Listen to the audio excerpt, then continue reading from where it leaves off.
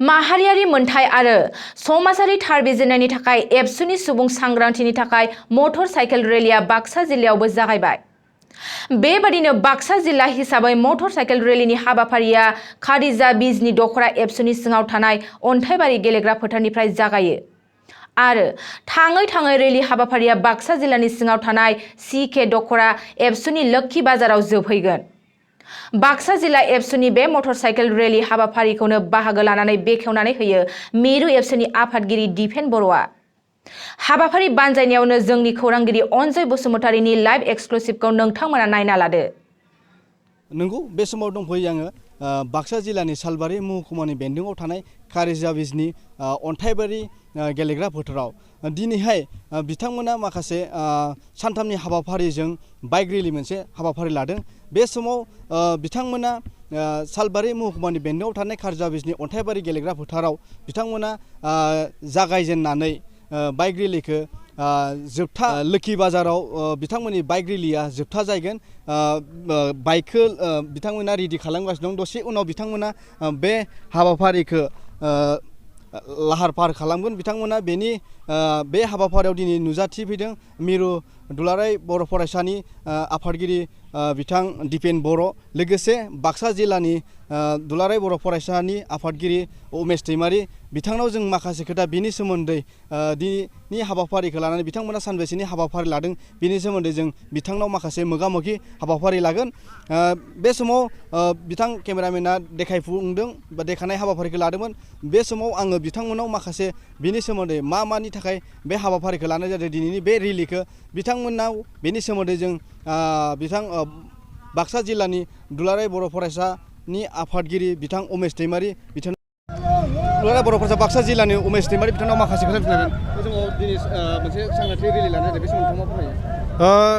जोङो दुलाराय बर' फरायसा आफाद बाक्सा जिल्ला आरो मिरु दुलाराय बर' फरायसा आफादनि बिथोन बायदियै सानथामनि हाबाफारि लानानै 11, 12, 13 बे कालाराव बाइक रेलि बा सुबुं सांग्रांथिनि थाखाय बाइक सालायनाय बे हाबाफारिखौ लादों। बे दिनै खारिजानिफ्राय जागायगोन आरो खारिजानिफ्राय जागायनानै गरेस्वराव तामुलपुर जिल्लानि गरेस्वराव बे जोबहैगोन। दा नैबेजों जोङो मोनसेल' जोङो मोनब्रै दाबि, बे मोनब्रै दाबिखौ खावलायनो नागिरदों। जोंनि हा हुखौ रैखा खालामनांगौ, बेजों लोगोसे सान्थि सुक्ति जाबाय जे गोजोनखौ जोङो जाहाथे स्टाब्लिस खालामनो थाखाय NDP-खौ दिहुननांगौ। बेजों लोगोसे जोंनि फरेस्टनि हा बायदि बायदि बेखौ जोङो मोनथारनांगौ। बेजों लोगोसे जोंनि ड्राग्स जौ जुवा लाइमोनफोरा बेनिफ्राय गोजानाव थानांगौ, बेखौ जोङो खावलायदों। बेजों लोगोसे जोंना गुन गोनां सोलोंथाइ, बे गुन गोनां सोलोंथाइखौ मोनथारनांगोन। दा बे गासै दाबिखौ लानानै जोङो दिनैनि बाइक रेलिखौ खालामदों। दा नैबे सानथामनि हाबाफारिया जाहाथे बयबो रायजो राजाया मदद होलांगोन आसा खालामदों आरो जोंनि लाइमोनफोरा जाहाथे सांग्रांथि मोनगोन आरो रायजो राजाफोरा सांग्रां जागोन बेखौ खावलायबाय। आरो बड'लेण्ड बुब्लिखौ नैबे जे निउस कभार खालामनो थाखाय बिथांमोननि निउस चेनेलसिम दिनैनि सानसेया हावलिनिफ्राय जानानै सालबारिनिफ्राय रुपै जानानै जाला सिलबारि बारनानै बेयो लोक्षी बाजाराव बेखौ थाथ'हैनाय जागोन। गोजोन्थों।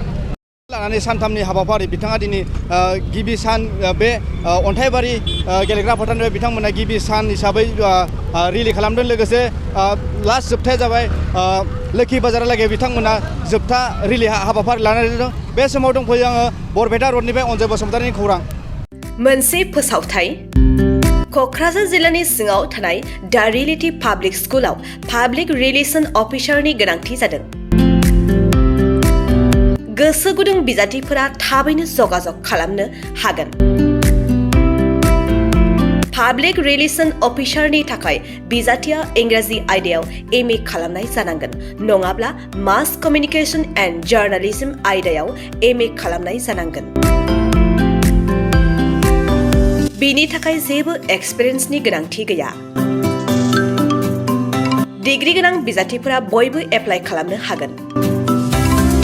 दान बान्थाखौ 15,000निफ्राय 20,000सिम होनाय जागोन।